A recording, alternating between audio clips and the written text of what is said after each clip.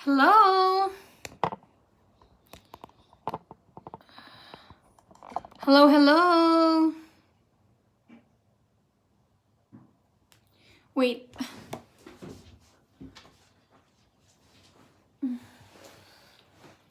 Anyone there? Charot. Hello po. Can you hear me? Can you see me? Let me read your replies.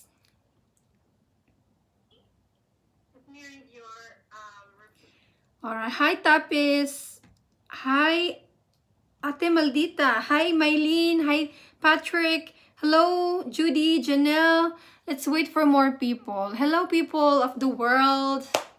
Hello, guys. How are you all? Hello, baby in Hong Kong. So there is a new update,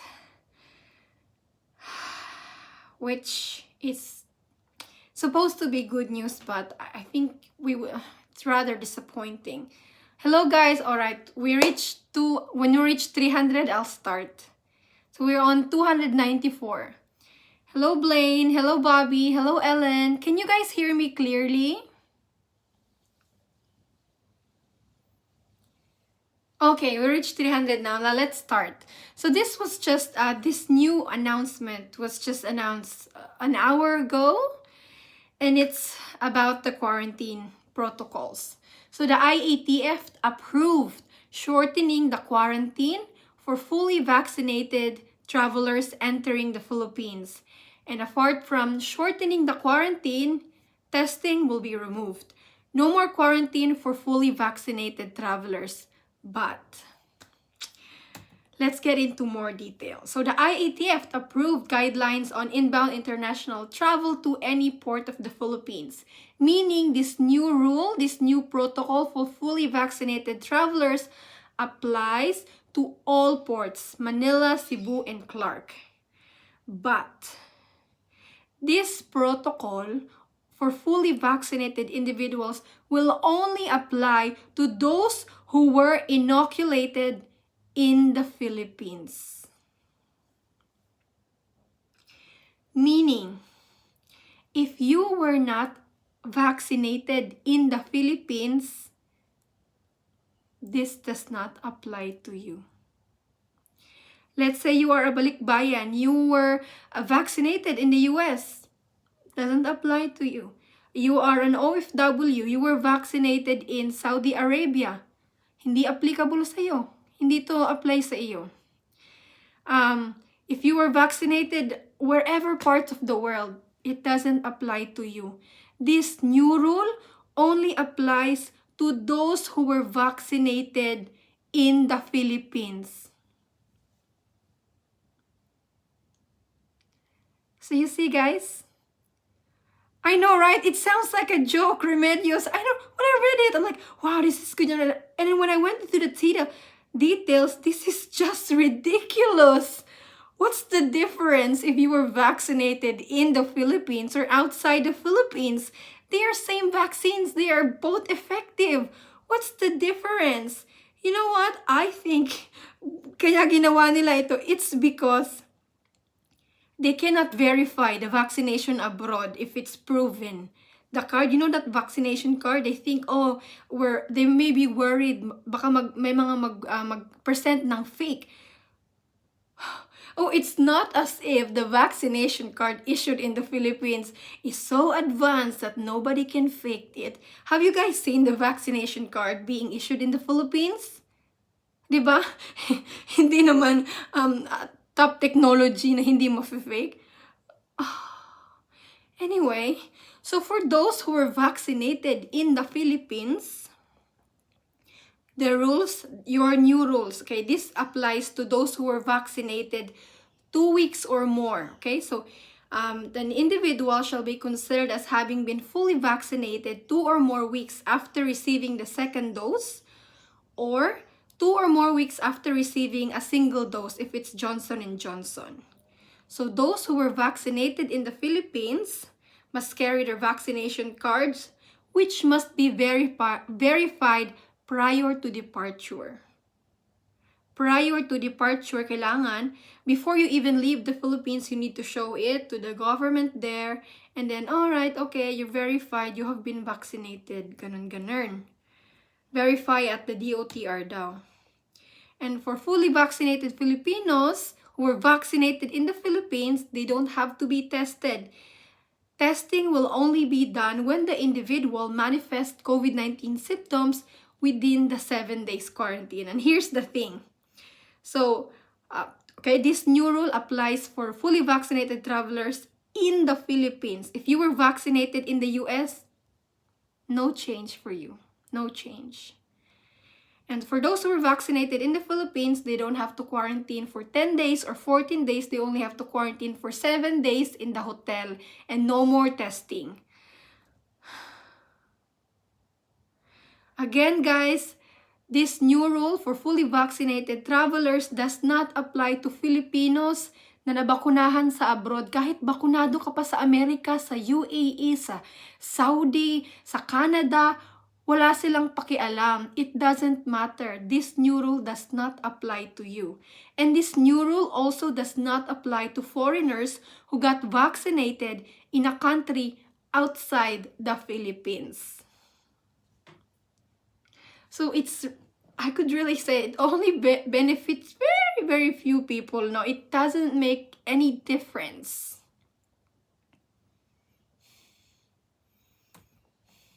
So this is the most stupid thing ever, really. Because what makes the difference if I were vaccinated outside the Philippines and if I was vaccinated in the Philippines, diba? It's the same vaccines. Ano ba? It's the same. They're both effective. Yes, very stupid indeed. So, and this protocol of them of 7 days quarantine, no testing, why not require a negative COVID result prior to travel? Diba? And then just home quarantine, maybe when they arrive home for fully vaccinated travelers. Or why not just bring back the old protocol for fully vaccinated travelers? Test them upon arrival, send them in the hotel for 1 to 2 days. Once it's negative, they go home. That's it. Why 7 days quarantine in the hotel? And then no testing. Huh? I know but wait, guys, for those UAE, 7 countries and SRRVs, they're also good news for you. And there are also more about this, so just stay with me. I know it's disappointing. Don't forget to like this video, guys, to support this channel. I know it's very disappointing. I have a link for this. For those who want to read the announcement, go to National Task Force Facebook. But after I finish this live, I will put the link in the description box. Ano guys, very disappointing talaga. Kung vaccinated ka sa abroad, hindi to applicable sa inyo. Yung protocol mo is same pa din. So this new protocol only benefits the rich people who were vaccinated in the Philippines. Politicians, rich people. Okay, an ordinary Filipino cannot afford to go overseas magbakasyon. Diba? So this new rule of them only benefits the rich people who are in the Philippines. Yeah. But according to the presidential spokesperson, the IATF spokesperson, more changes are expected. May mga pagbabago pa daw. The government is likely to announce other changes to rules for fully vaccinated persons who wish to enter the Philippines. So there's some hope there. They said there are more changes expected to come. According to RUCE, a group of government agencies including DOH, DFA, and National Economic and Development Authority will provide recommendations to further relax testing and quarantine protocols for certain classes of travelers. But really, that's it. The new rules of only 7 days quarantine only applies to those who were vaccinated in the Philippines. If you were vaccinated outside, useless. They won't acknowledge, diba? Oh my gosh. Very disappointed, guys, right? Very disappointed. And for SRRVs, Kapil, before I go to SRRVs, I will talk to my fellow Filipinos first. So for the ban po sa 7 countries, so UAE, India, Bangladesh, Pakistan, Sri Lanka, Oman. Meanwhile, so you are only allowed, right, if you entered through the government repatriation program. For now, the IATF exempted non-Philippine government repatriation efforts to the entry restriction imposed on the 7 countries.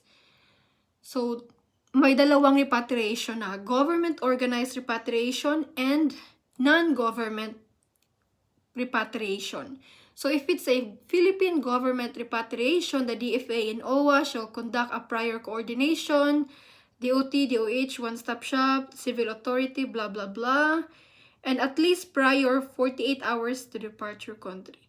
Hindi masyadong clear yung government organized repatriation. But anyway, so non-government Philippine repatriation po is allowed, will be allowed, but subject to coordination of different government agencies. Sa mga kababayan natin dyan sa 7 countries na uuwi through non-Philippine government repatriation, kailangang mag-present ng negative COVID result, RT-PCR, 48 hours bago ang inyong lipad prior to boarding. So, a copy of the negative result shall be presented at the BOQ once arrive in the Philippines. So, pwedeng yung local manning agency or yung recruitment agency or your sponsoring Philippine agency submit an exemption request to the DOH and BOQ. So, guys, the ban on 7 countries, hindi pa siya totally lifted talaga. The only thing that I see here is that non-Philippine government repatriation is allowed na. And then, kailangan pang mag-coordinate sa iba't ibang government agency. So, hindi ganun kasimple, nag-commercial flight, sasakay ka na ngayon na. Wag po muna. Let's get more information. So, that's about UAE ban. Now, let's go to big good news. But this one, good news. For SRRV, so Special Retirees and Resident Visa, for foreigners who have been waiting, SRRVs who have been stuck overseas. The good news is, you don't need entry exemption. Goodbye entry exemption for SRRVs. You can enter the Philippines. Actually, guys, there is no specific date as to when this will be imposed. Okay, so let's just wait for the Bureau of Immigration Travel Advisory, but this is confirmed. Don't worry. SRRVs, your nightmare is gone. No need for DFA exemption. IATF allowed SRRVs to enter the Philippines without the need of an entry exemption document. But how about 9A visa holders, foreign spouse, foreign parents, foreign children of Filipinos? Bakit kailangan pa din? Why do they still need the DFA exemption? They have no heart. They have no heart. So again, the DFA exemption requirement is removed, no longer required for SRRVs. That's it. Only for SRRVs. 9A visa still needed. So sa mga bagong dating, marami silang makukuha. True. Ay nako, alam na sinong countries yung maraming SRRVs, hindi na lang natin sabihin. Alam na this. Nako. Again, guys, new rules for fully vaccinated travelers. If you are fully vaccinated, 2 weeks after your fully vaccination, you only have to quarantine for 7 days. No more testing unless you have symptoms.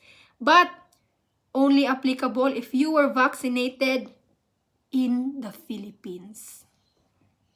So, it's sad, guys. It's not really a big good news, no? It makes no difference. It will not help to lessen the cost of quarantine for OWWA. It will not help free up rooms in the hotel quarantine facilities.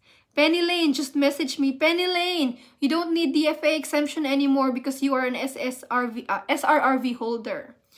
But again, guys, good news na sana. Why? Why the requirement? Why it only applies to those who were vaccinated in the Philippines, right? What's the sense? What's the sense? Tobos, 7 days na lang ang quarantine kung vaccinated ka sa Pilipinas. Kung vaccinated ka sa labas ng bansa, wala silang pakialam. It doesn't count. Napaka-nonsense talaga, di ba? They should change it. Accept fully vaccinated individuals who were vaccinated all over the world, kahit saang bansa. Because the same vaccines. Brains are underdeveloped. Agree, Shigeri. Wala talagang sense, guys. It doesn't make any difference at all. Zero. It only benefits the rich Filipinos. Politicians, mga artista, because they were already vaccinated, they can afford to go out the Philippines. Yeah. But for ordinary Filipinos, it doesn't make sense.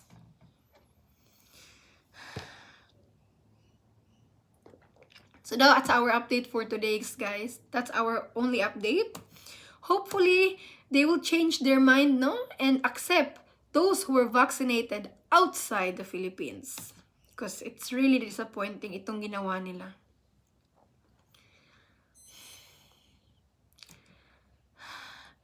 Andoris, what about 13A permanent visa? Do they need DFA? No, 13A visa never needed DFA exemption. You can enter the Philippines anytime. Mga engot talaga, Luis, di ba? O, engot talaga. Bakit kailangan yung vaccinated lang sa abroad, di ba? For families of Filipinos on 9A visa, DFA exemption is still required. As of now, I'm speaking, still required. What about those Filipinos who went abroad just to get vaccinated in the USA? Wala. No, it doesn't count. Only those who were vaccinated in the Philippines. As if their vaccination card is, very digitized. It's so hard to forge. Trina, so fully vaccinated from abroad are still doing 10 days quarantine? Based on this information, based on the announcement? Yes. Yes. Isn't that discrimination, no? I know, right? It no sense. I understand, Miss Frima. Hindi kami uwi dito, kami sa Hong Kong forever. Ate maldita, dyan na lang daw siya sa Hong Kong. Dyan pa kayo, mas safe pa kayo dyan. I know. So that's the update for today's, guys. The change only applies to those who are vaccinated in the Philippines. And DFA exemption for SRRVs no longer required. And for the 7 countries, Oman, UAE, India, Sri Lanka, Bangladesh, Pakistan, non-Philippine government repatriation will be allowed, but coordination is needed with the Philippines. So, hindi din ibig sabihin na pwede ka nang sumakay ng commercial flight anytime. Hindi din po ganun. So that's the only update. Thank you so much for joining in our live. As soon as we get more info, I'll make another video for tonight. But for now, this is it. I'll share the link for the source of information in the description box. And God bless you all. Oh, wait. There's another news pala. I forgot, guys. Sorry. MECQ Davao will be on MECQ, no? Starting June 5. June 5 po, mga taga Davao dira, MECQ ta, kaya naghanap tong cases. So no, Davao City will be placed under MECQ starting June 5. And then Jensan will be under GCQ starting June 5. And another request, PRC, Professional Regulation Commission, approved the conduct of professional licensure examinations for July to September.